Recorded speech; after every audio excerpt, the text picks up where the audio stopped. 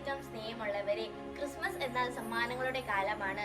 എന്നാൽ എല്ലാ സമ്മാനങ്ങളിലും വെച്ച് ഏറ്റവും വലുത് നമുക്ക് ലഭിച്ച ഈശോ തന്നെയാണ്. അതാണ് ക്രിസ്മസ്. വിശുദ്ധ അഗസ്റ്റിൻ പറയുന്നു, നമ്മുടെ ഹൃദയം അസ്വസ്ഥമാണ്.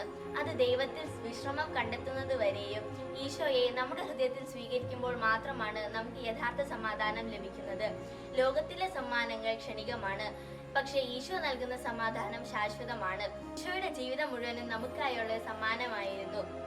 ക്രിസ്മസ് ഒരുക്കത്തിൽ മറ്റുള്ളവരിൽ നിന്നും സമ്മാനങ്ങൾ പ്രതീക്ഷിക്കാതെ നമ്മുടെ സമയം, ക്ഷമ, സ്നേഹം എന്നിവ ഈശോയ്ക്ക് തിരികെ നൽകാനുള്ള സമ്മാനങ്ങളായി മാറ്റാം.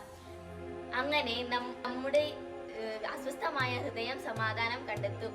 ഇന്നത്തെ സുഹൃത്ത് ജപം: ഈശോയെ, അങ്ങാണ് എൻ്റെ സമ്മാനം, ഞാൻ അങ്ങയെ സ്നേഹിക്കുന്നു.